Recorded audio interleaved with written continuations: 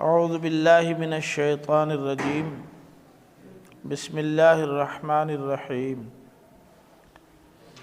تلک الرسل فضلنا بعضهم على بعض منهم من کلم اللہ ورفع بعضهم درجات وآتینا عیسی ابن مریم البینات وأیدناہ بروح القدس وَلَوْ شَاءَ اللَّهُ مَا اقْتَتَلَ الَّذِينَ مِن بَعْدِهِم مِّن بَعْدِ مَا جَاءَتْهُمُ الْبَيِّنَاتُ وَلَكِنِ اخْتَلَفُوا فَمِنْهُم مَّنْ آمَنَ وَمِنْهُم مَّنْ كَفَرَ وَلَوْ شَاءَ اللَّهُ مَا اقْتَتَلُوا وَلَكِنَّ اللَّهَ يَفْعَلُ مَا يُرِيدُ يَا أَيُّهَا الَّذِينَ آمَنُوا أَنفِقُوا مِمَّا رَزَقْنَاكُم مِّن قَبْلِ أَن يَأْتِيَ يَوْمٌ لَّا بَيْعٌ فِيهِ وَلَا خُلَّةٌ وَلَا شَفَاعَةٌ وَالْكَافِرُونَ هُمُ الظَّالِمُونَ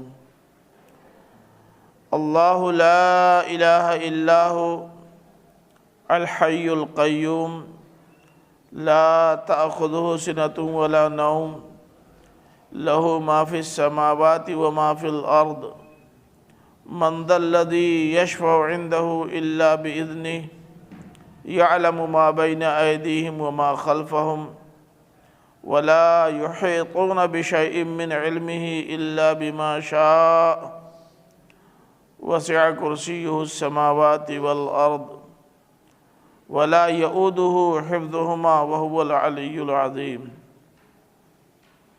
لا إكراه في الدين قد تبين الرشد من الغي فمن يكفر بالطاغوت ويؤمن بالله فقد استمسك بالعروة الوثقى لا انفصام لها والله سميع عليم۔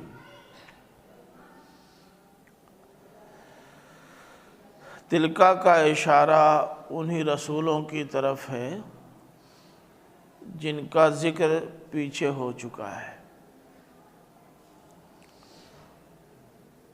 اب ان میں بہت سارے انبیاء ہیں جن کو دوسرے انبیاء پر فضیلت حاصل ہے۔ مثلا میرا اپنا خیال یہ ہے کہ قرآن مجید میں جن نبیوں کا ذکر آیا ہے نام کی صراحت کے ساتھ، میرا اپنا خیال یہ ہے کہ وہ سب رسول ہیں۔ اب اگر ضرورت پڑے گی اور وقت آئے گا تو میں اس کے دلائل بھی دوں گا، کیونکہ بات بڑی تفصیلی اور لمبی ہو جائے گی۔ البتہ ان تمام نبیوں اور رسولوں میں بعض کو دوسروں پر فضیلت حاصل ہے۔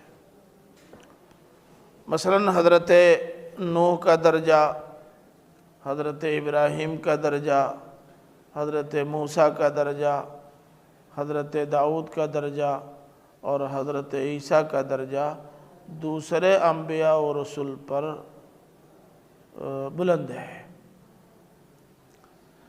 اب اس کے کئی اسباب ہیں، بعض کا تو قرآن مجید نے خود ذکر کر دیا ہے اور بعض کی جہاں ضرورت محسوس ہوگی وہاں وضاحت کی جاتی رہے گی۔ فرمایا کہ یہ رسول ہیں جن کو ہم نے فضیلت، جن میں سے بعض کو ہم نے فضیلت دی ہے بعض پر۔ اب یہ کہنا کہ تلکا الرسل، یہ سب الرسول ہیں، جن کا بیان ہوا ان سب کو خود قرآن مجید الرسل کہہ رہا ہے۔ ان میں سے بعض کو بعض پر جو فضیلت ہے میں نے ابھی عرض کیا کہ اس کی وجہ یہ ہے کہ یہ وہ رسول ہیں جنہیں کتابیں بھی دی گئیں، شریعتیں بھی دی گئیں، اور انہی کی کتابوں اور شریعتوں کا بہت حد تک ان کے بعد کے لوگوں کو پابند بھی کیا گیا۔ اس اعتبار سے یہ ان کے مقابلے میں افضل ہوئے۔ پھر آگے جو آ رہا ہے کہ منہم من کلم اللہ ورفع بعضهم درجات، اب منہم من کلمہ ابھی چھوڑیے، ورفع بعضہم درجات سامنے رکھیے پہلے۔ یہ منہم من کلم اللہ فوراً اس لیے لا دیا گیا ہے تاکہ فضیلت کی ایک مثال فوراً مل جائے بس، ورنہ کہنا ہے کہ ورفع بعضہم درجات، ان میں سے بعض کے درجے بعض پر بلند ہیں، اللہ تعالیٰ نے ان کے درجے کو بلند کیا ہے۔ تو اب ظاہر ہے کہ جب اللہ تعالیٰ نے ان کے درجات کو بلند کر دیا ہے تو ان کے درجات اونچے تسلیم کرنے میں کسی کو بھی تأمل اور تکلف نہیں ہونا چاہیے، چاہے ہم ہوں، چاہے ان پیغمبروں کے علاوہ پیغمبروں کے ماننے والے اور ان کی شریعتوں کے پیروکار ہوں، سب کو ان فضیلتوں کو تسلیم کرنا چاہیے۔ اب مثلا دیکھیے حضرت موسیٰ علیہ السلام کے بارے میں خود اللہ تعالیٰ نے فرمایا کہ منہم من کلم اللہ، ان میں وہ بھی ہے جس سے اللہ تعالیٰ نے براہ راست بات کی ہے، انڈائریکٹ تو سب سے بات ہوئی ہے، لیکن براہ راست گفتگو اللہ تعالیٰ نے تمام انبیاء میں حضرت موسیٰ سے کی ہے۔ اب یہ مت کہے گا کہ آخری رسول صلی اللہ علیہ وسلم سے بھی تو بات کی ہے، ابھی اس پر گفتگو بعد میں کروں گا۔ اللہ کے آخری رسول حضرت محمد صلی اللہ علیہ وسلم سے پہلے جتنے انبیاء اور رسول گزرے ہیں، ان میں حضرت آدم تو پہلے انسان بھی ہیں، پہلے پیغمبر بھی ہیں، وہیں رہتے ہی تھے، اس لیے ان سے بار بار باتیں ہوتی رہیں ابتدا اور انتہا کو چھوڑ کر۔ درمیان میں جتنے ہیں ان میں صرف حضرت موسیٰ ہے جن کو براہ راست اللہ تعالیٰ سے ہم کلامی کا شرف حاصل ہے۔ اور قرآن مجید کی بعض صورتوں میں یہ صراحت بھی ہے کہ من کلم اللہ سے مراد حضرت موسیٰ ہے۔ سورہ نساء کھولیے، آیت نمبر 164۔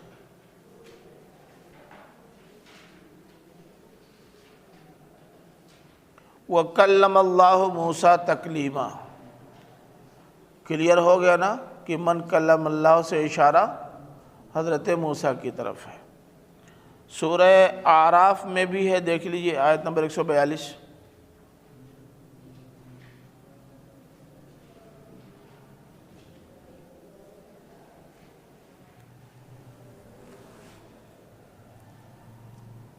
وَلَمَّا جَاءَ مُوسَىٰ لِمِيقَاتِنَا وَكَلَّمَهُ رَبُّهُ، اسی لیے حضرت موسیٰ کو تنہا کلیم اللہ کہا جاتا ہے۔ یہ ان کا وہ اختصاص و امتیاز ہے جس میں کوئی ان کا شریک نہیں ہے۔ حضرت عیسیٰ علیہ السلام کے بارے میں تفصیلات ملتی ہیں بہت زیادہ، اور یہ بھی ان کے بارے میں ہے کہ انہوں نے مٹی کا پتلا بنایا، یا پتلا بناتے پرندے کا پتلا بناتے اور اس میں اللہ کے حکم سے روح پھونک دیتے، وہ واقعی زندہ پرندہ ہو جاتا۔ ان کے بارے میں ہے کہ وہ کوڑھ اور برس کے مریض پر ہاتھ پھیر دیتے، اس کی یہ بیماری ٹھیک ہو جاتی، جبکہ آپ جانتے ہیں کہ یہ دونوں بیماریاں ایسی ہیں جن کا کوئی علاج آج تک نہیں بنا ہے۔ یہ جو سفید داغ ہے یہ برس نہیں ہے، اس کا علاج ہے، بہت سارے لوگ ٹھیک بھی ہو جاتے ہیں۔ برس یہ سفید داغ نہیں ہے، یہ عام بیماریوں، سردی بخار زکام والی طرح کی بیماری ہے بس۔ یہ تو اطباء بتاتے ہیں کہ خون سفید ہو جاتا ہے اور اسی کے اثر سے جلد بھی سفید ہو جاتی ہے، یہ متعدی بیماری بھی نہیں ہے۔ اور اب تو مغربی دنیا میں بھی اور مشرقی دنیا میں سے جہاں اسلام باقاعدہ پوری قوت کے ساتھ موجود ہے یا تھا، مت کہیے ہے تھا، وہاں بھی اسے کوئی بیماری نہیں سمجھا جاتا تھا، اور باقاعدہ شادی بیاہ وغیرہ میں بھی یہ کلر معنی نہیں بنتا تھا، بس مانے۔ لیکن کوڑھ اور برس یہ واقعی بہت خطرناک قسم کی بیماریاں ہیں۔ کوڑھ میں تو ہوتا ہے کہ آدمی کے ہاتھ یا پیر کے کونے پر یہ بیماری لگتی ہے اور دھیرے دھیرے وہیں سے گلنا اعضاء شروع ہو جاتے ہیں، گل جاتا ہے۔ اور برس جس انسان کے جسم میں اور اس کے کھالوں پر بہت خطرناک قسم کے زہریلے دانے پیدا ہوتے ہیں، اور ان زہریلے دانوں سے اس کے جسم گلنے لگتے ہیں، بدبو آنے لگتی ہے، اور یہ جس کو لگ جاتا ہے وہ ٹھیک نہیں ہوتا۔ تو حضرت عیسیٰ علیہ السلام اللہ کے حکم سے اس کو بھی ٹھیک کر دیتے تھے۔ حضرت عیسیٰ علیہ السلام کا اختصاص یہ ہے کہ وہ مردے پر ہاتھ پھیر دیتے تھے، کہتے تھے قم باذن اللہ، وہ کھڑا ہو جاتا تھا۔ حضرت عیسیٰ علیہ السلام کے بارے میں یہ بھی ہے کہ وہ کسی کو بلاتے اور کہتے تھے کہو تو میں بتا دوں تم نے کیا کھایا ہے، وہ بتا دیتے تھے کیا کھایا ہے۔ وہ یہ بھی بتا دیتے تھے کہ تمہارے گھر میں کیا کیا رکھا ہوا ہے، کہاں کہاں رکھا ہوا ہے۔ دیکھیے سورہ آل عمران کھولیے، آیت نمبر 49۔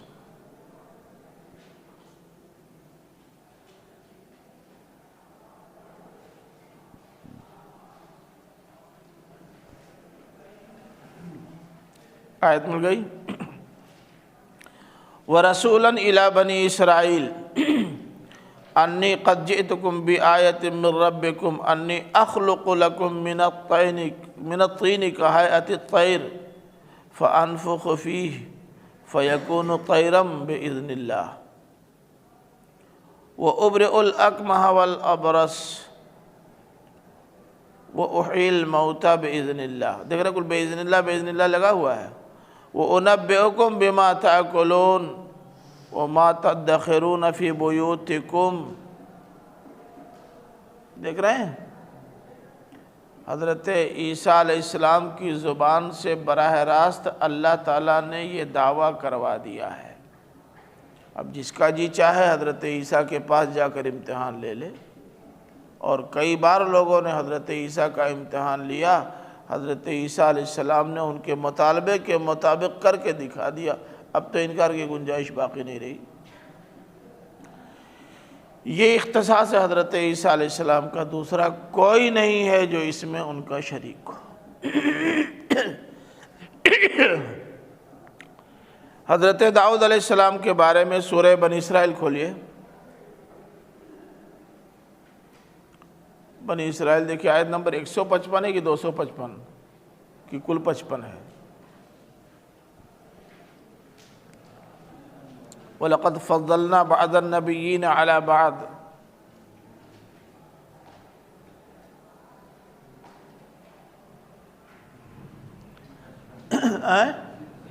صرف 55 ہے۔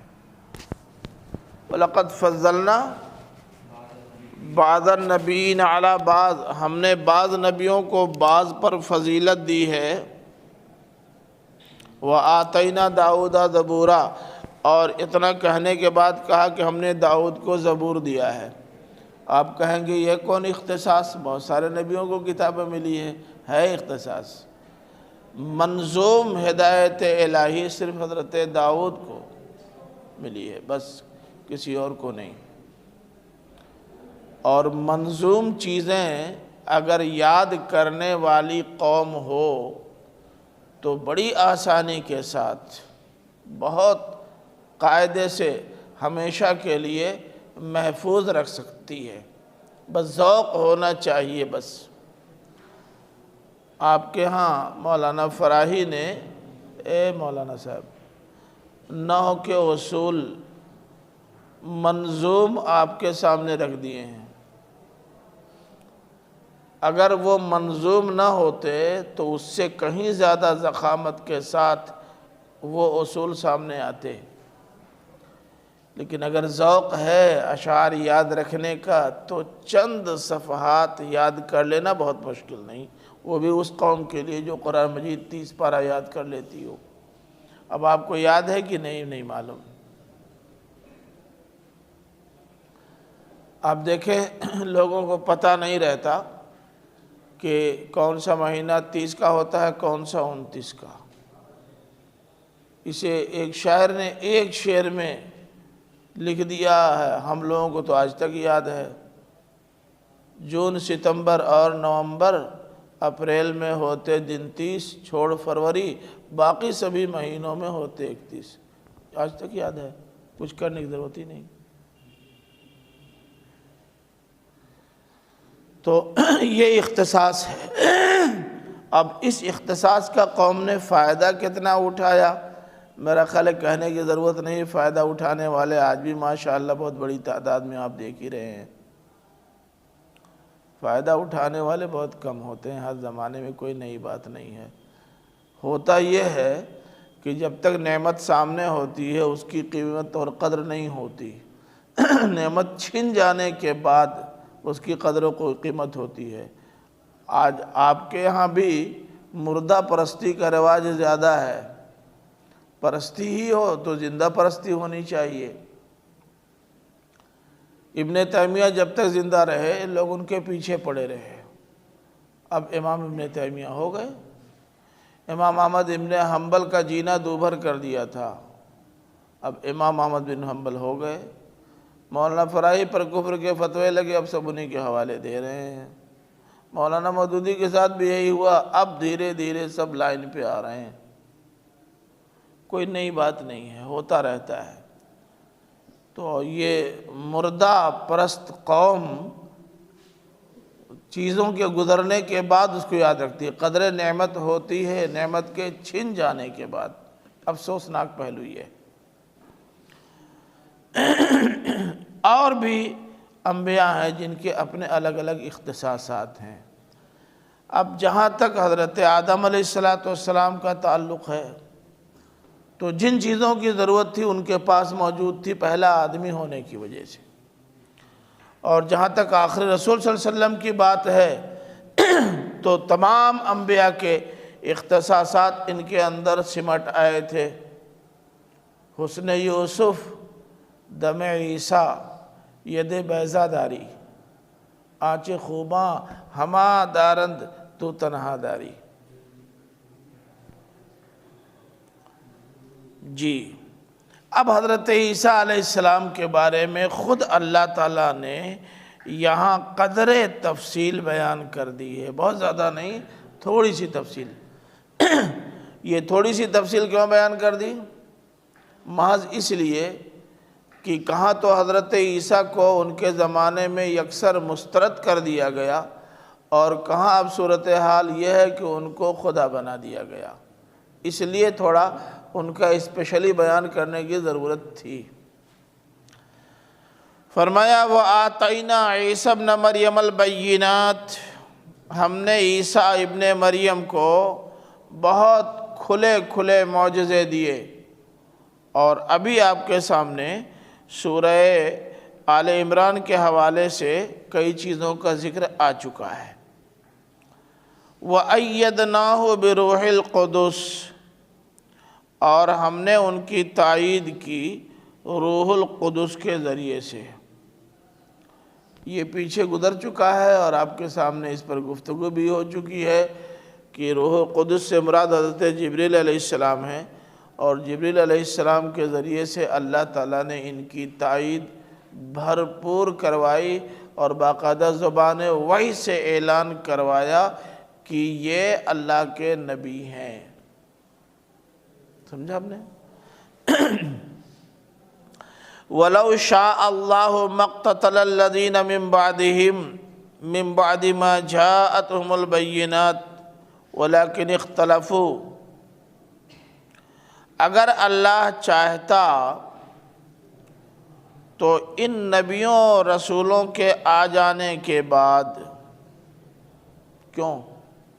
ترجمہ ٹھیک چل رہا ہے؟ اچھا چلیے، ایک تو صحیح کیا انہوں نے کہ اگر اللہ نے چاہا ہوتا، یعنی ماضی ہے تو ماضی کا ترجمہ ہونا چاہیے۔ باقی ترجمہ ٹھیک ہے؟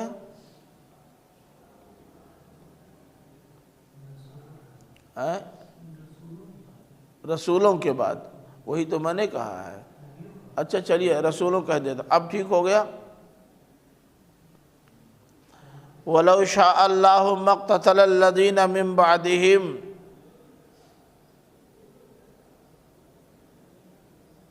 جی اب ٹھیک ہے نا؟ ترجمہ تو کیا۔ اگر اللہ نے چاہا ہوتا تو ان نبیوں اور رسولوں کے بعد جو لوگ آئے ان میں اختلاف نہ ہوا ہوتا، آپس میں برسرے پیکار نہ ہوئے ہوتے، من بعد ما جاءتهم البینات، بعد اس کے جب ان کے پاس البینات آ چکی تھیں۔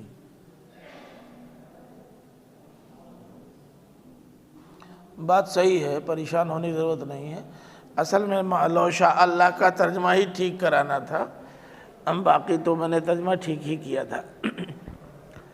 ان نبیوں اور رسولوں کے ساتھ اللہ تعالیٰ نے البینات بھیجی تھی، ان کے نبی اور رسول ہونے کے دلائل دیے تھے۔ ان لوگوں نے مطالبہ کیا کہ اگر آپ رسول ہیں تو رسول ہونے کی دلیل دیجئے، اور رسولوں نے دلیلیں دیں، ان کے پاس انکار کی گنجائش باقی نہیں رہ گئی۔ اس کے باوجود بھی ان رسولوں کے سلسلے میں لوگوں کی رائیں الگ الگ ہو گئیں۔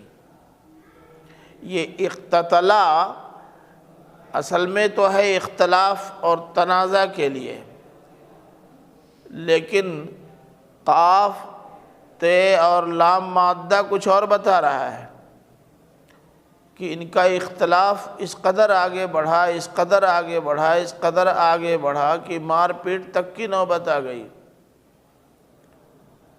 آپ کو حیرت تو ہوگی ہی نہیں کہ کیا مسلکی اور جماعتی اختلافات میں بھی مار پیٹ ہوتی ہے۔ اس لیے آپ کو حیرت نہیں ہو رہی کہ یہ تو آپ لوگ روز دیکھتے ہیں، کوئی نئی بات تو ہے نہیں۔ البتہ کچھ لوگوں کو حیرت ہو سکتی تھی، اس لیے ان کے پیش نظر یہ بات کہی گئی ہے۔ اب تو باقاعدہ خود تبلیغی جماعت کے دو گروپوں میں مار پیٹ دیکھی گئی ہے۔ ایک ہی مدرسے میں دو مدرسے بن گئے، ان کے آپس میں لاٹھیاں اور گولیاں چلتے دیکھا گیا ہے۔ جماعتیں دو ہو گئیں، مقدمے اور عدالتوں تک پہنچتے دیکھا گیا ہے۔ تو اس لیے اب کوئی حیرت کی بات نہیں ہے۔ حیرت کی بات صرف یہ ہے کہ اللہ تعالیٰ نے یہ کہا کہ اگر اللہ نے چاہا ہوتا کہ سب ایک ہی لائن پہ رہیں تو نہ یہ اختلاف ہوا ہوتا اور نہ لاٹھی چلی ہوتی، لیکن اللہ تعالیٰ جبراً کسی پر حق لادتا نہیں ہے۔ اس نے جب آپ کو اختیار کی آزادی دے دی ہے تو اب اس کی ذمہ داری صرف اتنی تھی کہ وہ بتا دے کہ حق کیا ہے ناحق کیا ہے۔ چنانچہ اس نے حق اور ناحق بتانے کے بعد کہہ بھی دیا وَهَدَيْنَاهُ النَّجْدَيْنِ، ہم نے دونوں راستے دکھا دیے، اب تمہاری ذمہ داری ہے کہ تم کیا کرتے ہو۔ وَلَكِنِ اخْتَلَفُوا، لیکن حیرت ناک بات یہ ہے کہ البینات آ جانے کے باوجود بعد میں لوگوں نے اختلاف کیا اور یہ اختلاف قتال تک پہنچ گیا۔ فَمِنْهُمْ مَنْ آمَنَ وَمِنْهُمْ مَنْ كَفَرَ، ان میں سے کچھ تو ایمان لائے اور کچھ نے انکار کر دیا۔ نبیوں کے زمانے میں بھی ایسا ہوا اور نبیوں کے جانے کے بعد بھی ایسا ہوا۔ واضح دلائل کے بعد یہ دو نتائج نہیں آنے چاہیے تھے سامنے، مگر آئے۔ یہ افسوسناک اور المناک حادثہ ہے۔ اللہ تعالیٰ نے پھر دہرا دیا وَلَوْ شَاءَ اللَّهُ مَا اقْتَتَلُوا، اگر اللہ نے چاہا ہوتا تو باہم جوتم پیزار نہ ہوئی ہوتی، لیکن اللہ تعالیٰ کرتا ہے جو چاہتا ہے۔ اللہ تعالیٰ کرتا ہے جو چاہتا ہے، کیا مطلب؟ وہ چاہتا یہی ہے کہ یا تو آزادی نہ دی جائے، پھر ان کو پابند بنا دیا جائے، اور اگر آزادی دی گئی ہے تو انہیں تھوڑا چال چول کرنے کا موقع فراہم کیا جائے۔ ہمارے یہاں مدرسۃ الاصلاح کے تعلق سے ہمارے بہت سارے بہی خواہ ہمیشہ یہ اعتراض کرتے رہے ہیں نظام پر کہ صاحب یہاں آزادی حاصل ہے، یہ گڑبڑ ہے، آزادی نہیں ہونی چاہیے، سخت ترین پابندی ہونی چاہیے۔ بال اتنا بڑا رہے گا تو اتنا ہی بڑا رہے گا، بات ختم۔ نماز چھوٹی کھانا نہیں ملے گا، بات ختم۔ ذرا سی بھی کسی نے گستاخی کی، گیٹ آؤٹ، کوئی نرمی نہیں۔ لباس جو طے کر دیا وہی رہے گا، بدل نہیں سکتا، ورنہ باہر جاؤ۔ کیسی آزادی؟ اور تو اور ہے، یہاں آزادی اتنی حاصل ہے کہ لڑکے کلاسوں میں اعتراض کرتے ہیں اساتذہ سے، یہ ہم لوگ بار بار سنتے ہیں۔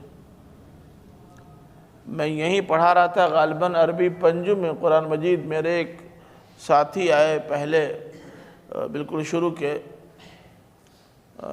اسلام میں آنے سے پہلے، وہ ہمارے کلاس فیلو تھے، ساتھی تھے، تو انہوں نے کہا کہ میں تمہارے درجے میں بیٹھنا چاہتا ہوں، اجازت ہے؟ میں نے کہا تم کو پڑھانے کی اجازت ہے، تم خالی بیٹھنے کی بات کر رہے ہو، آؤ تم ہی پڑھاؤ۔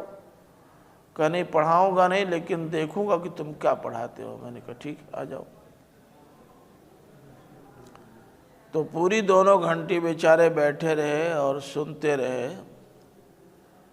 لڑکوں نے سوالات کیے، بحث بھی ایسی تھی کہ اس میں سوال پہ سوال اٹھتے تھے۔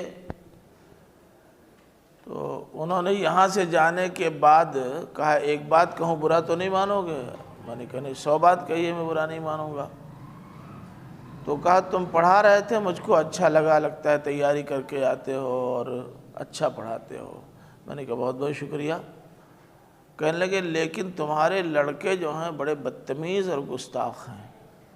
میں نے کہا کیا ہوا بھائی، کوئی بدتمیزی ہوئی؟ کہا اساتذہ سے سوال کرتے ہیں، اساتذہ اتنے بدتمیز کہ اساتذہ سے سوال کرتے ہیں۔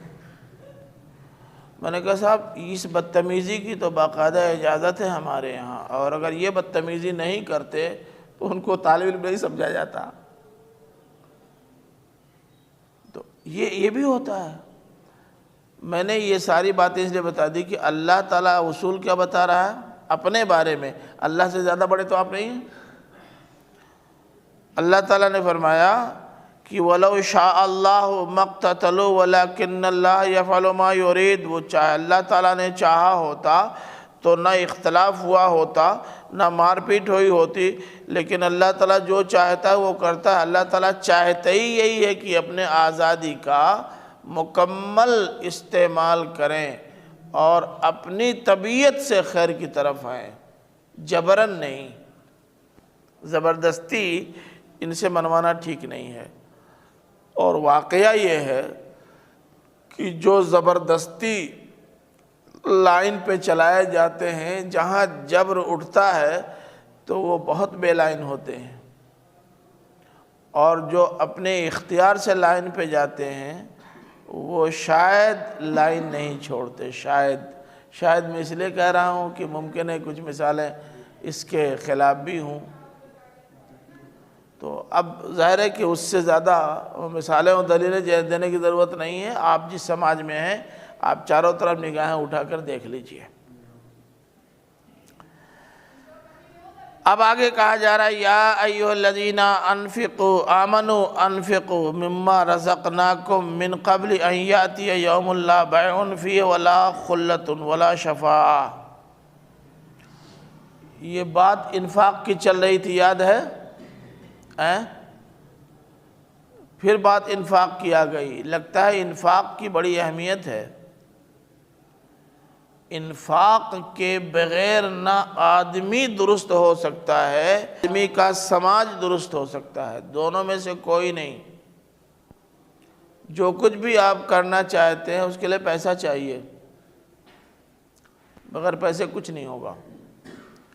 آپ دین کے سارے احکام پر بغیر مال کے عمل بھی نہیں کر سکتے۔ مال نہ ہو تو حج کر سکتے ہیں کیا؟ مال نہ ہو تو زکوٰۃ دے سکتے ہیں کیا؟ دو تو یہی نہیں ہوگا۔ تو مال کی اپنی جگہ پر اہمیت ہے، اس لیے مال حاصل کرنے کی کوشش کرنے میں کوئی مذائقہ نہیں ہے، قرآن مجید میں کہیں روکا نہیں گیا ہے۔ لیکن مال جب کماؤ تو اس میں سے خرچ بھی کرو۔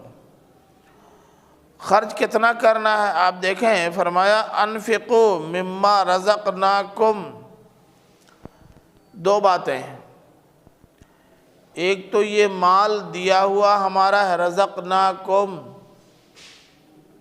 ہم نے دیا ہے، اور جو دیا ہے اسی کو خرچ کرنے کے لیے کہہ رہے ہیں، تو کیا پریشانی ہے؟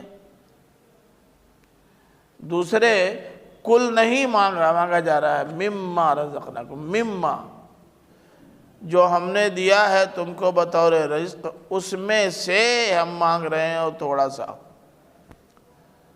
آپ دیکھیں کہ 100 روپیے میں 2.5 روپیہ مانگا جا رہا ہے بس، یعنی 1/40۔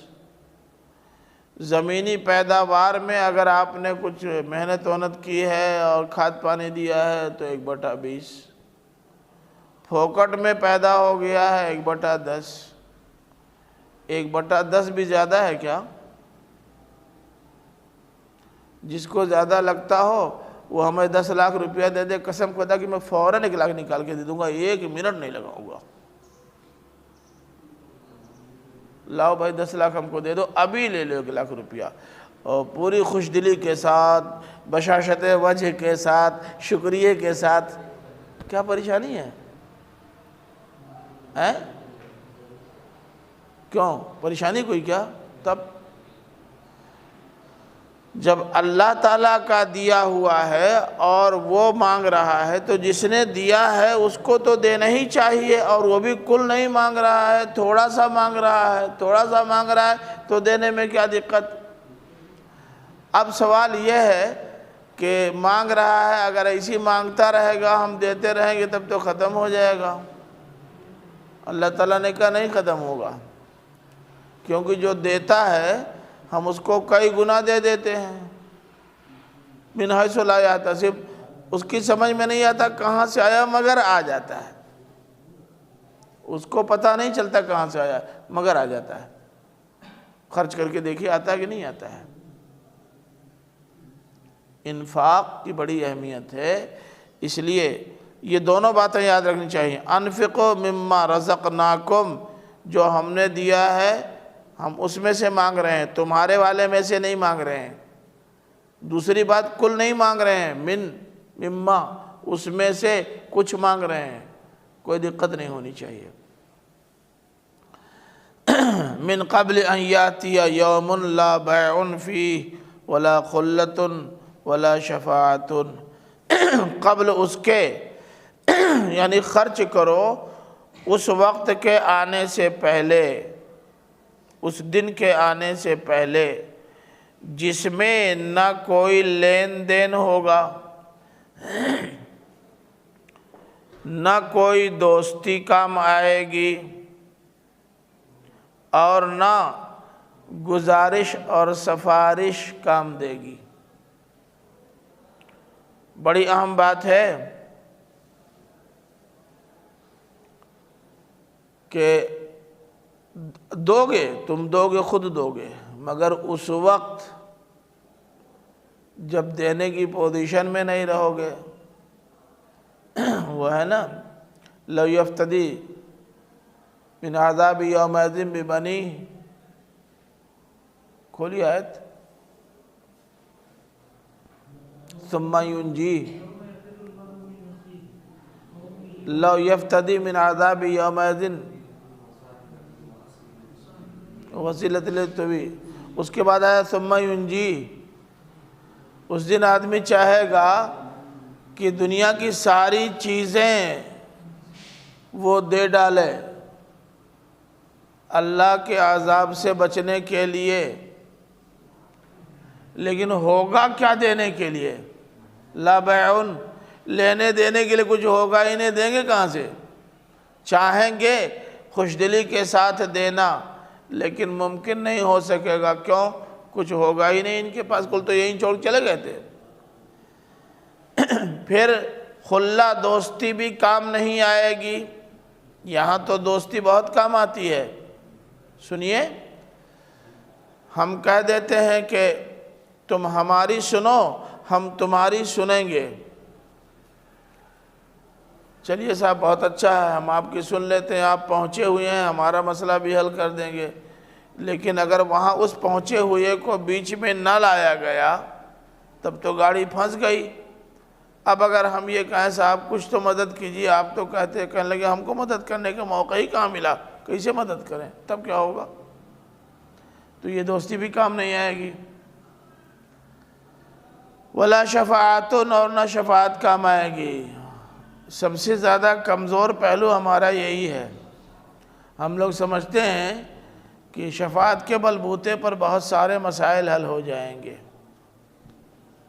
کوئی مسئلہ حل نہیں ہوگا۔ شفاعت کے سلسلے میں بار بار یہ بات بتائی جا چکی ہے کہ اللہ تعالیٰ نے ایک اصول دنیا ہی میں بتا دیا ہے۔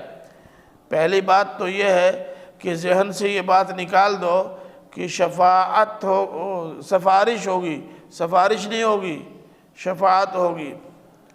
اور آپ جانتے ہیں شفاعت کس کو کہتے ہیں، سفارش کو نہیں۔ جیسے کی تیسی رپورٹ کا نام شفاعت ہے۔ شفعون جفت اور کے لیے آتا بھی ہے، جیسا وہ ویسا یہ، لڑکا انسان، بیوی بھی انسان۔ یہ نہیں کہ وہ انسان اور یہ پڑھیا، ایسا نہیں ہوگا، یہ شفا نہیں ہے۔ تو یہ شفا اس مادے میں، اس مادے کے اندر توازن، انصاف اور عدل داخل ہے۔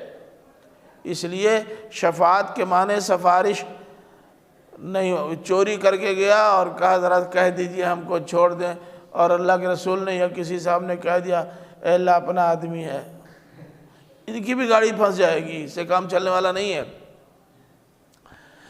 تو شفاعت کے سلسلے میں ایک بات تو یہ ذہن میں رہے کہ جیسا کام ہوگا عین اسی کے مطابق رپورٹ ہوگی، نمبر ایک۔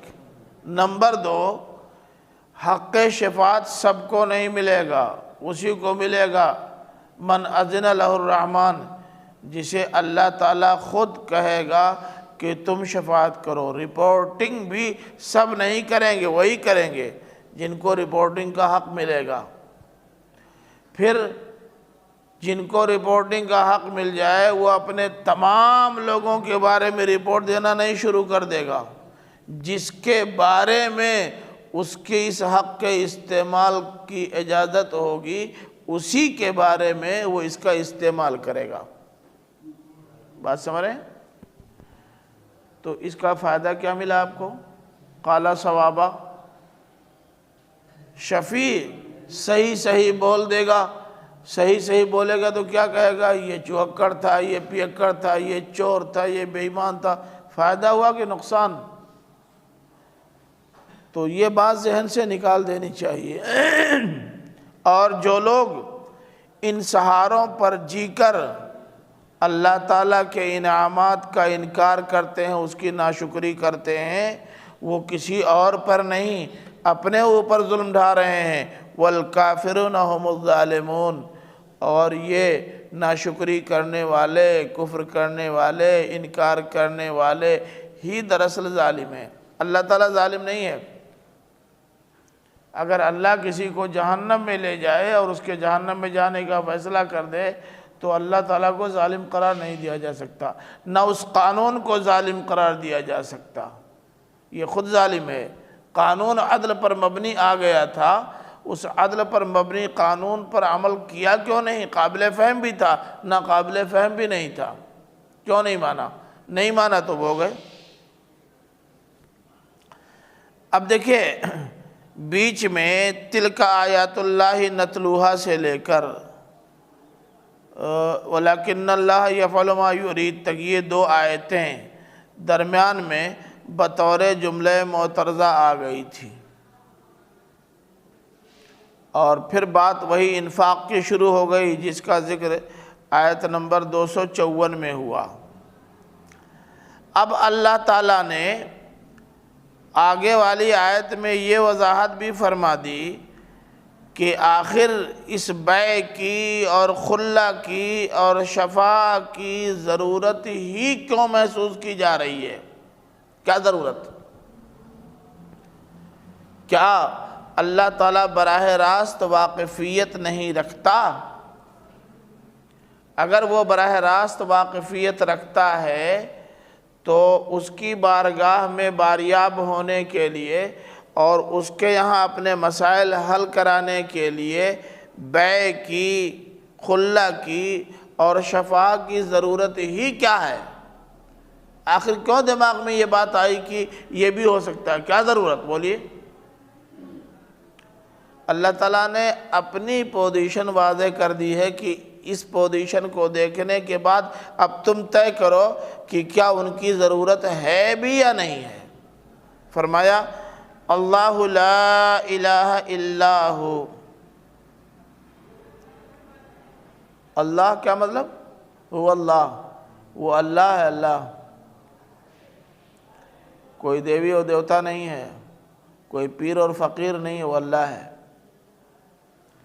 لا الہ الا ہو، اللہ کے سوا کوئی معبود نہیں، اللہ کے علاوہ کوئی نہیں جسے ڈنڈوت کیا جائے، اللہ کے علاوہ کوئی نہیں جس کے آگے سر جھکایا جائے، اللہ کے علاوہ کوئی نہیں جس کی عبادت کی جائے، جس کی پوجا کی جائے۔ کیوں بھائی؟ اکیلے اللہ کو۔ سوال یہ ہے کہ اکیلے اللہ کو ماننے میں کوئی نقصان ہے تمہارا کیا؟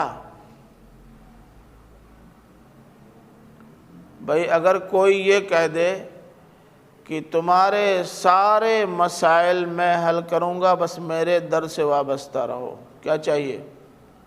کوٹھی بلڈنگ میں دے دوں گا، گاڑی چاہیے لے لو، پراپرٹی چاہیے بنوا دیتا ہوں، مگر میرے علاوہ کہیں اور مت جانا۔ کہیں جائے گا آدمی؟ میں نے گجرات میں دیکھا مرزا اشتیاق صاحب کے ہاں پوری فیملی تھی، ان کے ہاں گھریلو ملازم پوری فیملی۔ انہوں نے ہنس کے بتایا کہ ایک لطیفہ سناؤں؟ میں نے کہا ضرور۔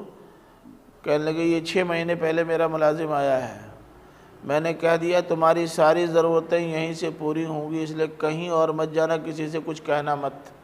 اس نے کہا صاحب ٹھیک ہے۔ 6 مہینے کے بعد مجھ سے کہہ رہا تھا کہ سر مجھ کو ٹریکٹر خریدنا ہے۔ کہا پیسہ ہے تمہارے پاس؟ کہا ہاں میرے پاس پیسہ ہے۔ خالی ہاتھ آیا ہے، کہیں گیا نہیں، کسی سے ظاہر ہے کہ وہ جو اور ٹائم میں لوگ کام کر لیا کرتے ہیں وہ بھی نہیں کیا، یہی ہے، اور مجھے سے کہہ رہا ہے ٹریکٹر خریدنا۔ پیسہ وہ کہاں سے آیا ہے؟ اسی میں سے بٹور کے رکھا۔ کہنے کہ مجھے معلوم ہے کہ یہ میرا ہی پیسہ چرا کے رکھ رہا ہے، حالانکہ یہی کام وہ بغیر چرائے کر سکتا تھا۔ یہ کہہ دیتا کہ سر ہم کو ٹریکٹر کی ضرورت ہے، آپ ٹریکٹر خریدوا دیجئے میرے نام سے، میں ابھی نکلوا دیتا۔ چرانے کیا ضرورت؟ 6 ہی مہینے میں ٹریکٹر وہ چرا لیا۔ یہ اصل میں آدمی اپنے مزاج سے باز نہیں آتا۔ تم ٹریکٹر کیا ٹرک مانگتے تو دے دیتے، خرید کر کے ہے ان کے پاس، دے سکتے تھے۔ پوچھتے کیا کرو گے؟ تم کہہ دیتے کہ میں بینک بیلنس کرنا چاہتا ہوں تاکہ میرے پاس جب اتنا زیادہ ہو جائے کہ میں بھی بڑا آدمی ہو جاؤں تو آپ کی نوکری چھوڑ دوں۔ وہ دے دیتے، چھوڑوا دیتے۔ اس قسم کے آدمی ہیں، مگر آدمی یہ نہیں چھوڑتا۔ اللہ تعالیٰ نے کہا کہ جب میں سارے مسائل حل کرنے کے لیے خود تیار بیٹھا ہوں تو تم دوسروں کے در پہ کیوں جا رہے ہو؟ کیا یہ اندیشہ ہے کہ میں مر جاؤں گا تب کیا ہوگا؟ میں تو الحی ہوں نا، حی مطلب ہمیشہ زندہ رہوں گا، مروں گا ہی نہیں، تب مسئلہ کیا ہے؟ تم تو مر جاؤ گے، زیادہ سے زیادہ 50 سال، 60 سال، 100 سال جیو گے۔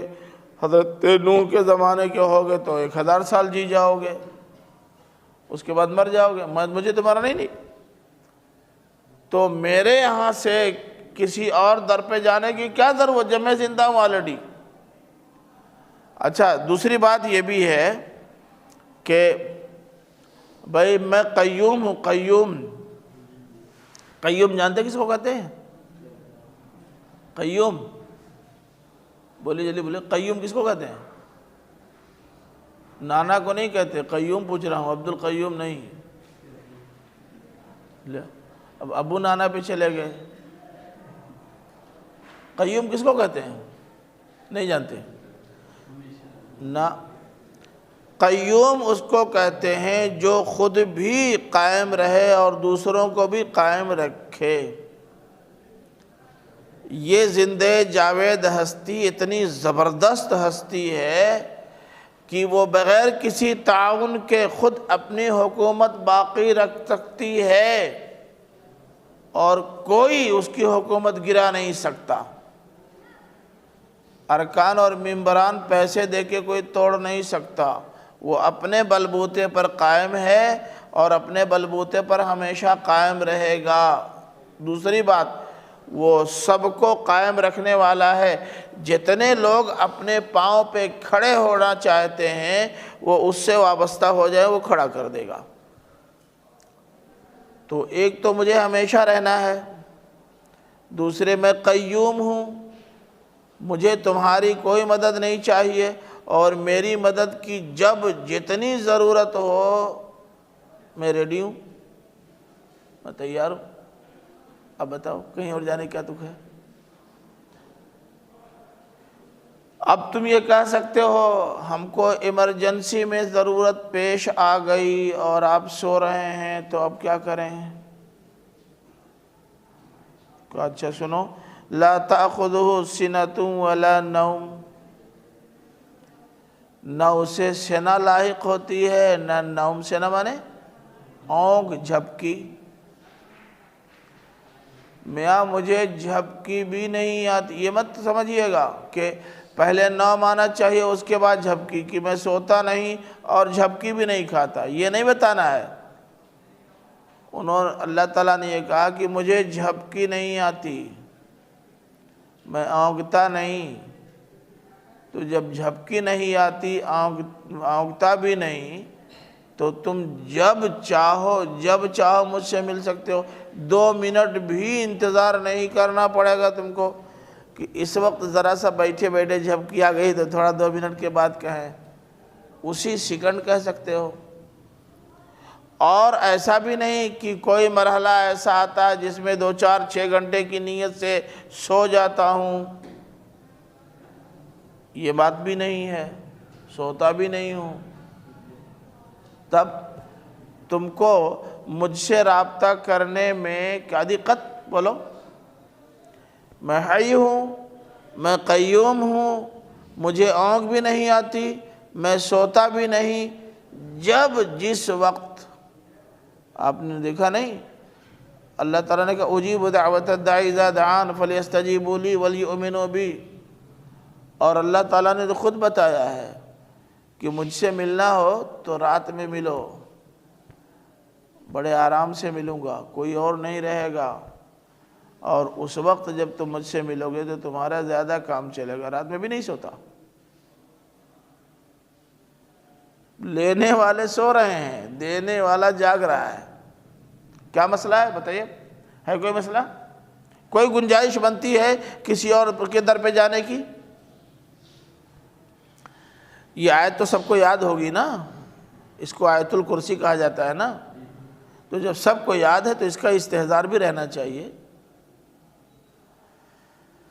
لہو ما فی السماوات و ما فی الارض، ارے کیا میں جو کچھ مانگ دوں گا کل مل جائے گا؟ ہوائی جہاز مانگ دوں تو، سورج چاند مانگ دوں تو، اب میں مانگ کے دیکھو نا۔ اب یہ الگ بات ہے، اب دیکھیں انسان تو تھک جاتا ہے، عاجز آ جاتا ہے کہیں نہ کسی نہ کسی مرحلے میں، بچوں سے تو خاص طور سے عاجز آ جاتے ہیں۔ بچے ایسی چیزیں مانگ دیتے ہیں نا کہ آپ دے ہی نہیں سکتے، چاہیں تو نہیں دے سکتے۔ کیوں؟ اکبر کے 9 رتنوں میں سے بیربل تھا نا، اس نے کہا کہ صاحب میں کیا بتاؤں، لڑکا میرا ایک ہے اور وہ بہت تنگ کرتا ہے۔ کہا کیا تنگ کرتا ہے؟ کہا عجیب چیزیں مانگتا ہے۔ تو کہا دے دیا کرو، کیا پریشانی ہے؟ ارے کہا بھائی دینا ممکن نہیں ہوتا۔ کہا کچھ نہیں دینا کیا چاہیے، نہیں ممکن ہے، میرے پاس سب کچھ موجود ہے۔ ارے کہا نہیں سب کچھ ممکن ہے نا۔ کہا اچھا تو چلو تم میرے بیٹے ہو، میں باپ ہوں، مجھ سے مانگو، دیکھو میں کیا نہیں دے پاتا ہوں۔ تو کہا ابو ہاتھی چاہیے۔ کہا لے لو، ہاتھی منگوا دیا۔ اب کہا سرتی کا ڈبہ چاہیے۔ کہا منگوا کے رکھ دو، سرتی کل گرا دیا۔ اب کہا ابا ہاتھی اسی میں بند کیجئے۔ کہا بھئی اس میں کیسے جائے گا؟ کہا نہیں اسی میں بند کیجئے۔ اکبر کے بس میں ہے بند کر دیں گے، مگر اللہ میاں کے، تب کیا مسئلہ ہے، کیا دقت ہے؟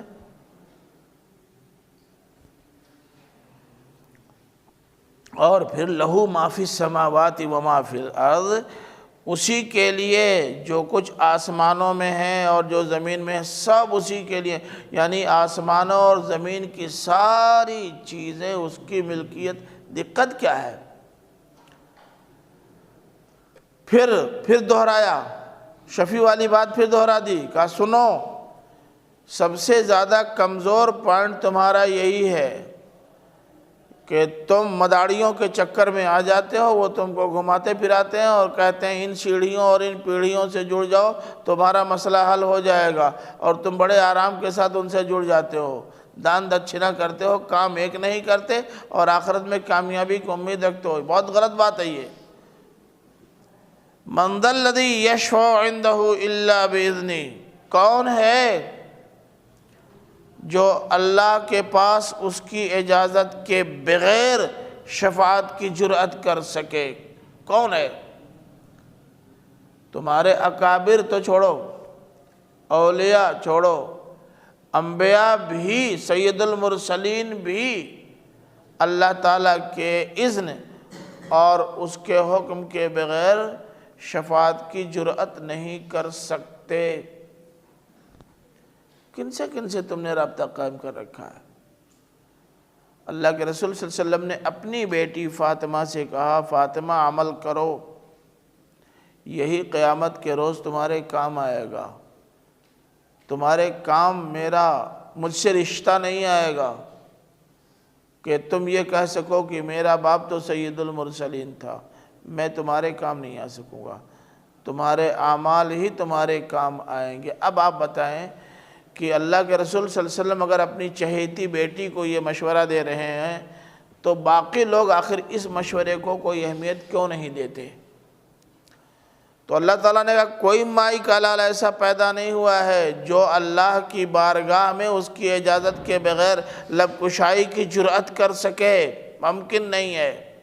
یوم یقوم الروح والملائکۃ صفا، اس روز فرشتے اور جبریل امین بھی بارگاہ خداوندی میں ہاتھ باندھے سب بستہ کھڑے ہوں گے، جرأت نہیں ہوگی زبان کھولنے کی۔ جھوٹے سہاروں پہ جینا ٹھیک نہیں ہے۔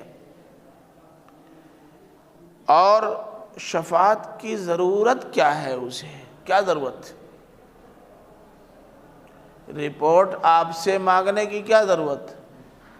آپ کو مطمئن کرنے کے لیے تو اللہ تعالیٰ رپورٹیں لے گا، کرامن کاتبین سے بھی لے گا، آڈیو کیسٹیں بھی، ویڈیو کیسٹیں بھی چلوائے گا آپ کو مطمئن کرنے کے لیے۔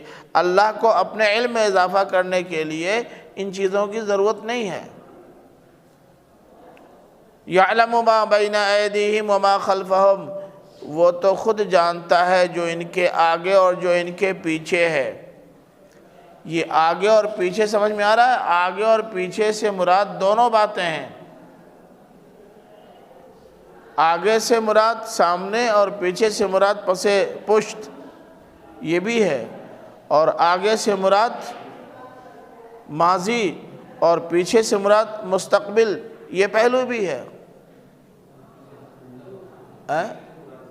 نہیں پیچھے کا مطلب جہاں ابھی آپ نہیں پہنچے وہ پیچھے، خلف ہے نا۔ یہ پیچھے جو اردو میں آپ بولتے ہیں وہ دوسری چیز ہے، جو آپ کی نگاہوں کے سامنے ہے اب وہ تو ما بین ایدیہم ہو گیا، اور ابھی جہاں تک نگاہ نہیں پہنچی ہے وہ خلف۔ تو یہ ایک ماضی اور حال اور دوسرا مستقبل، یہ معنی بھی ہو سکتا ہے۔ وَلَا يُحِيطُونَ بِشَيْءٍ مِّنْ عِلْمِهِ إِلَّا بِمَا شَاءَ، اور اللہ تعالیٰ کے پاس علم کی جو وسعت ہے، اللہ کے علم کی وسعت کا عالم یہ ہے کہ سب کچھ جانتا ہے۔ اب جن جن سے تم نے رابطہ قائم کر رکھا ہے اور جن جن پہ تکیہ کر رکھا ہے اور جن جن سے امیدیں باندھ رکھی ہیں، وہ بیچارے اس کے علم کا احاطہ نہیں کر سکتے۔ بِشَيْءٍ مِّنْ عِلْمِهِ، اس کے ذخیرے علم میں سے کوئی چیز نہیں پا سکتے، إِلَّا بِمَا شَاءَ، مگر جو اللہ چاہے۔ اللہ تعالیٰ جتنا دینا چاہتا ہے اتنا ملتا ہے، جس کو دینا چاہتا ہے اتنا ملتا ہے۔ بعض دفعہ اللہ تعالیٰ وحی کے ذریعے سے اپنے پیغمبروں کو خبر دیتا ہے، بعض دفعہ سجھاؤ کے ذریعے سے آپ کو خبر دیتا ہے۔ آپ استخارہ کرتے ہیں، اس میں کچھ سجھاؤ مل جاتا ہے۔ آپ دیکھیں نا حضرت موسیٰ کی ماں کو بھی وہ کوئی نبیہ اور رسولہ تو تھی نہیں، لیکن اللہ تعالیٰ نے ان کو بھی سجھاؤ دے دیا، وہ بھی ایک شکل ہے، لیکن اللہ تعالیٰ نے دیا تب ملا، اس کے بغیر نہیں مل سکتا۔ وسع کرسیہ السماوات والارض، اس کی کرسی آسمانوں اور زمین کو محیط ہے، مطلب اس کی کرسی آسمانوں اور زمین پہ رکھی ہوئی ہے، یہ مطلب ہے۔ بہت بڑی کرسی تب تو ہے۔ کرسی اور عرش یہ دونوں استعارہ ہیں اقتدار اور تخت حکومت کا، اور اس کی بہت بڑی دلیل ہے وَلَا يَئُودُهُ حِفْظُهُمَا، وہ ان دونوں کی حفاظت سے عاجز اور درماندہ نہیں ہے۔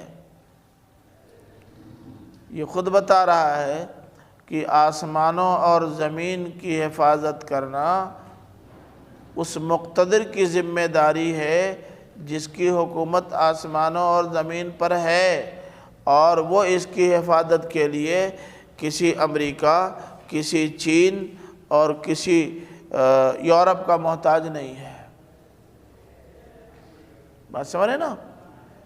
تو اس کو جب کسی کی محتاجگی ہی نہیں ہے اور وہ اپنے دم پر پوری کائنات کو باقی رکھے ہوئے ہے، تو پھر آخر اس سے تعلق قائم کرنے اور اس سے امیدیں وابستہ رکھنے کے بجائے باقی ان سے امیدیں کیوں وابستہ رکھی جاتی ہیں جن کے اختیار میں کچھ بھی نہیں ہے، یا اتنا ہے جتنا اللہ تعالیٰ نے ان کو دیا ہے بس۔ پھر وَهُوَ الْعَلِيُّ الْعَظِيمُ، وہ علی ہے، عظیم ہے۔ علی ہے کیا مطلب؟ مرتبے میں بھی بہت اونچا ہے، سب سے اونچا، اور عظیم اپنی طاقت اور قوت اور شوکت اور سطوت میں بھی اور وسعت میں بھی بہت بڑا ہے۔ مرتبہ بھی اس کا اونچا ہے، اور وہ ہے بھی اپنی قوت کے لحاظ سے ایسا کہ جو چاہے کر سکتا ہے، دنیا کی کوئی طاقت مزاحم نہیں ہو سکتی۔ یہ ہے وہ پوزیشن جو اللہ تعالیٰ نے اپنی لوگوں کے سامنے صاف کر دی ہے۔ کیا اس واضح پوزیشن کے باوجود غیر اللہ سے امداد اور استمداد اور غیر اللہ سے رابطے کی کوئی ضرورت محسوس ہوتی ہے؟ بڑی زبردست آیت ہے یہ آیت الکرسی۔ اللہ کے رسول صلی اللہ علیہ وسلم جو اکثر اسے دہرایا کرتے تھے تو تبرک حاصل کرنے کے لیے تھوڑے، آج کل اس کو پڑھا جاتا ہے، ہر نماز کے بعد لوگ پڑھتے ہیں، ہم لوگ بھی پڑھتے ہیں، لیکن ثواب کمانے کے لیے۔ انا للہ و انا الیہ، مطلب یہ ثواب کمانے والی آیت ہے؟ خوب پڑھو، ایک ساتھ میں پڑھو، ایک نہ سمجھو، ثواب کمانے کے لیے۔ آج آپ لوگ جائیے اپنے گاؤں میں مسجدوں میں آیت الکرسی کا درس دیجیے اور لوگوں کو بتائیے کہ نماز کے بعد اللہ کے رسول صلی اللہ علیہ وسلم اس لیے اس کو بار بار پڑھتے تھے کہ وہ اس کے ذریعے سے اپنے آپ کو اور دوسروں کو اللہ تعالیٰ کی حیثیت اور پوزیشن کیا ہے اس کا پیغام اور اس کا میسج دینا چاہتے تھے۔ بات سمجھے نا؟ بالکل یہی حال سورہ یاسین کے ساتھ بھی ہے۔ سورہ یاسین بڑی زبردست سورہ ہے، اور ایمانداری کی بات یہ ہے کہ سورہ یاسین کے مضامین سامنے سے گزرتے ہیں تو سچ مچ آخرت کی یاد آتی ہے، ایک خوف پیدا ہوتا ہے، آخرت کے تعلق سے ایک امید قائم ہوتی ہے۔ نبی کریم صلی اللہ علیہ وسلم کی سنت یہ ہے کہ جب لوگوں کا آخری وقت ہوتا تھا تو آپ خود اس سورہ کی تلاوت فرماتے تھے زور زور سے، اور صحابہ کو بھی اس کی تلقین کرتے تھے، محض اس لیے کہ یہ مضامین اس کے کانوں سے ٹکرائیں اور جاتے جاتے اس کے دل کی کیفیت بدلے۔ اب الٹا ہو گیا ہے، جب کوئی مرنے لگتا ہے تو اس کی تلاوت شروع ہوتی ہے اور مر جاتا ہے تو بار بار تلاوت ہوتی ہے۔ اب کس کو سنا رہے ہو بھائی؟ وہ تو چلا گیا۔ کہہ رہے سورہ یاسین پڑھ کے پھونک دو، پھونکنے کے لیے ہے؟ سورہ یاسین کے ذریعے سے تو مردے کو اللہ تعالیٰ کی طرف رجوع کرنے کا ایک موقع فراہم کرنا تھا، وہ موقع نکل گیا، اور جب بیچارے کی جانکنی کا عالم ہوا اور سانس اٹکنے لگی تب تم نے پڑھنا شروع کر دیا، اور پڑھ رہے ہو کس کے سامنے؟ جو بیچارہ عربی کی عین بھی نہیں جانتا، بلکہ عربی کا عرب بھی نہیں جانتا، اب عین سے عربی ہے کہ الف سے عربی وہ بھی نہیں جانتا۔ لا اکراہ فی الدین، یہ ہے دین کا وہ تصور جو اللہ تعالیٰ کو مطلوب ہے۔ یہی تصور صحیح ہے کہ نہیں؟ اس کے باوجود مولانا ذیشان اس کے باوجود لا اکراہ فی الدین، دین میں داخل کرنے پر کوئی جبر نہیں کیا جائے گا، کسی کو زبردستی اسلام میں نہیں لایا جائے گا، اسلام کی حقیقت لوگوں کے سامنے رکھ دی جائے گی، لیکن ان کو دھرم پرورتن پر مجبور نہیں کیا جائے گا، گھر واپسی نہیں کرائی جائے گی۔ حق کی طرف لانے کے لیے جبر و اکراہ کا سہارا لینے کی ضرورت نہیں ہے، صرف حق واضح کرنے کی ضرورت ہے، قولاً اور عملاً۔ ہاں، باطل کو منوانے کے لیے طاقت کے استعمال کی ضرورت رہتی ہے۔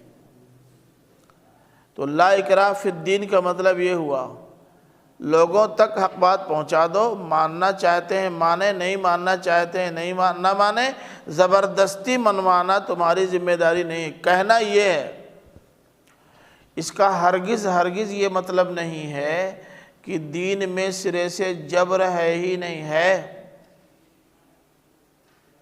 دین میں داخل ہو جانے کے بعد جبر ہے۔ آپ نماز نہیں پڑھیں گے، ڈنڈا پڑے گا حکومت کا۔ آپ مالدار ہیں، مسلمان ہیں، اسلامی حکومت ہے، زکوٰۃ نہیں دیں گے، زبردستی زکوٰۃ وصول کی جائے گی۔ حضرت ابوبکر نے وصول کیا زبردستی نا۔ اسلام لے آنے کے بعد، اسلام میں داخل ہو جانے کے بعد اس کے تقاضوں کی تکمیل میں کوتاہی ہوگی تو حکومت اسلامیہ کی طرف سے دباؤ پریشر بڑھے گا اور تعزیرات کے سارے اصول نافذ ہوں گے، سارے قوانین نافذ ہوں گے، لیکن دین میں داخل کرنے میں کوئی جبر نہیں ہوگا۔ لا اکراہ فی الدین کا یہ پہلو ذہن میں رہے، اس کو اچھی طرح سمجھ لیجئے۔ اس کا یہ مطلب نہیں ہے کہ آپ اپنے مدرسے میں بھی کہنا شروع کر دیں کہ صاحب لا اکراہ فی الدین، اس لیے آپ زبردستی نماز نہیں پڑھوا سکتے، یہ مت کہیے گا۔ لا اکراہ فی الدین، آپ کرتا پائجامہ نہیں پہنوا سکتے، آپ داڑھی نہیں رکھوا سکتے، یہ مت کہیے گا۔ رکھوائیں گے آپ سے مفتی صاحب؟ کیوں نہیں رکھیں گے آپ؟ اب جب یہاں داخل ہو گئے تو یہاں کا اپنا ایک یونیفارم ہے، اس یونیفارم کو اپنانا پڑے گا، کیوں نہیں اپنائیں گے؟ نہیں اپنائیں گے سختی ہوگی۔ تو لا اکراہ فی الدین کا غلط مفہوم ذہن میں نہیں رکھنا ہے، لا اکراہ فی الدین کا۔ اور کیسے معلوم کہ یہی کہنا ہے؟ آگے پوچھو نا، لکھا ہے قد تبین الرشد من الغی۔ قرآن مجید اور آخری رسول کے آ جانے کے بعد اب گمراہی الگ اور ہدایت الگ الگ ہو گئی۔ ہدایت گمراہی سے چھٹ کر نمایاں ہو گئی، معلوم ہو گیا کہ حق کیا ہے، معلوم ہو گیا کہ ناحق کیا ہے۔ تو یا تو حق قبول نہ کرو، جیسے جی میں آئے رہو، لیکن جب حق قبول کر لیا ہے تو حق پر عمل درآمد ہو رہا ہے کہ نہیں، اس کی نگرانی تو ہوگی۔ فَمَن يَكْفُرْ بِالطَّاغُوتِ وَيُؤْمِن بِاللَّهِ، تو جو شخص طاغوت کا انکار کرے گا، یہ طاغوت کون سی بلا ہے بھائی؟ جو شخص طاغوت کا انکار کرے گا اور وَيُؤْمِن بِاللَّهِ، اور اللہ پر ایمان لائے گا، فَقَدِ اسْتَمْسَكَ بِالْعُرْوَةِ الْوُثْقَىٰ، تو اس نے گویا مضبوط رسی تھام لی، لن انفصام لہا، جو ٹوٹے گی نہیں۔ طاغوت کسے کہتے ہیں؟ طاغوت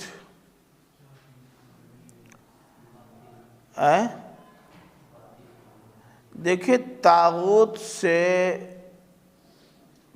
طاغوت کے معنی تو یہ ہیں کہ وہ جو حد سے تجاوز کر جائے، جس کا جو مقام ہو اس سے آگے بڑھ جائے، چاہے خود بڑھ جائے چاہے آپ نے بڑھا دیا ہو، وہ طاغوت ہے۔ یہ طاغوت غیر اللہ کے معنی میں بھی آیا ہے، یہ طاغوت شیطان کے معنی میں بھی آیا ہے، یہ طاغوت ایک غیر حق نظام یا باطل نظام کے لیے بھی آیا ہوا ہے۔ میں چند مثالیں صرف آپ کے سامنے پیش کر دیتا ہوں تاکہ اس پر آپ قیاس کر لیں۔ مثال کے طور پر دیکھیے، سورہ، یہ پہلے اسی میں دیکھ لیجیے، آیت نمبر 257، ہاں آیت نمبر 257، اللہ ولی الذین آمنوا یخرجہم من الظلمات الی النور والذین کفروا اولیاءہم الطاغوت یخرجونہم من النور الی الظلمات اولئک اصحاب النار۔ اللہ ان لوگوں کا دوست ہے جو ایمان لائے، یہ تو تاریکیوں سے روشنی کی طرف نکالتا ہے، اور جنہوں نے کفر کیا ان کے دوست طاغوت ہیں، یعنی شیطان۔ یخرجونہم من النور الی الظلمات، یہ نور سے نکال کر تاریکیوں کی طرف لے جاتے ہیں، یہی جہنمی ہیں، اور جہنم میں جائیں گے تو نکلنا نصیب نہیں ہوگا۔ سورہ نساء کھولو، آیت نمبر 51،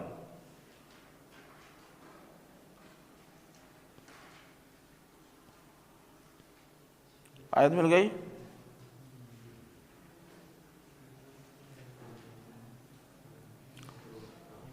الم تر الی الذین اوتوا نصیبا من الکتاب یؤمنون بالجبت والطاغوت، کیا تم نے دیکھا ان لوگوں کو، نہیں دیکھا ان لوگوں کو جنہیں کتاب کا ایک حصہ دیا گیا ہے، یہ ایمان لاتے ہیں جبت اور طاغوت پر، غیر اللہ سے ہدایت لیتے ہیں، اللہ سے ہدایت نہیں لیتے۔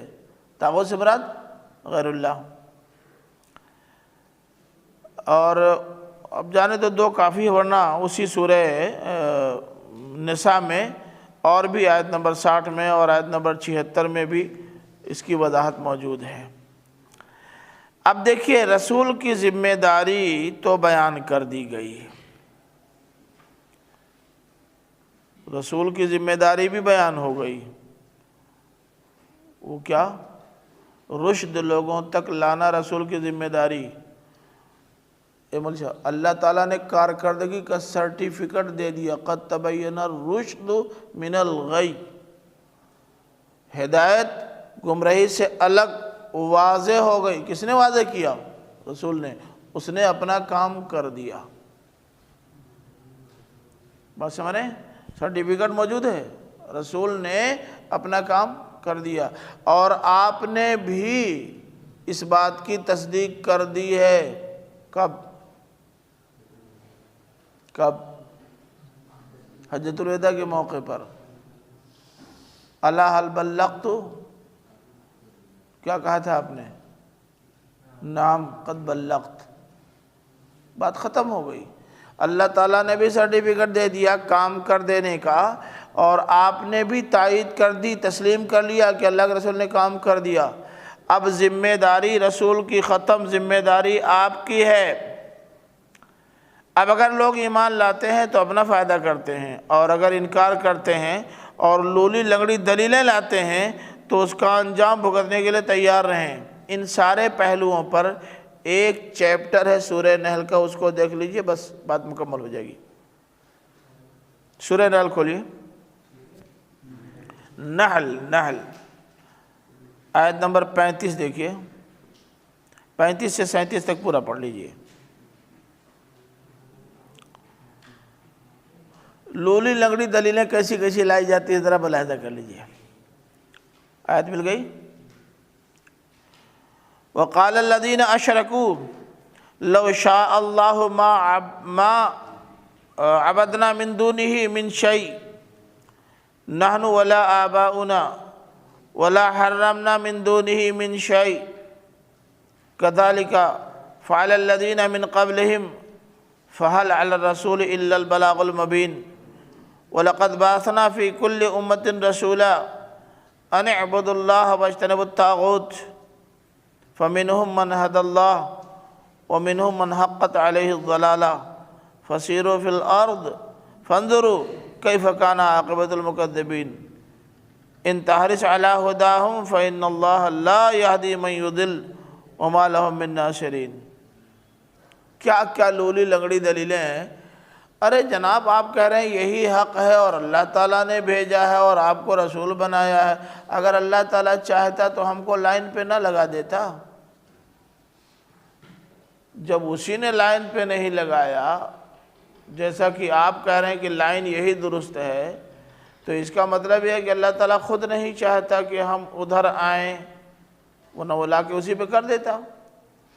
تو یہ اس بات کی دلیل ہے کہ وہی صحیح نہیں ہے، وہ بھی صحیح، یہ بھی صحیح، یا پھر یہی صحیح جس کی طرف لوگ زیادہ جا رہے ہیں۔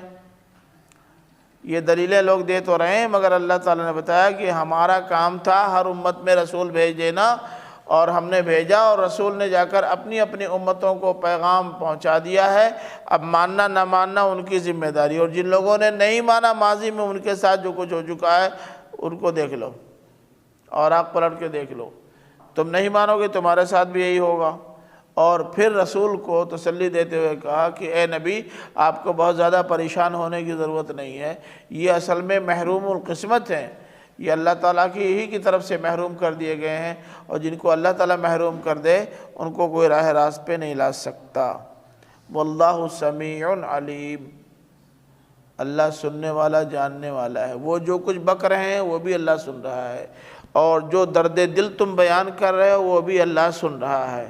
اس کے علاوہ وہ جانتا بھی ہے کہ کون کیسا ہے، تو جو سمیع اور علیم ہو اس کو دھوکہ دے کر نتائج اپنے حق میں نہیں کرائے جا سکتے۔ اس لیے جو عمل کر رہے ہیں ان کو خوشخبری ہے، اور جو بے عملی کا مظاہرہ کر رہے ہیں وہ آخرت کے انجام بد سے دوچار ہونے کے لیے تیار رہیں۔ وآخر دعوانا الحمدللہ رب العالمین۔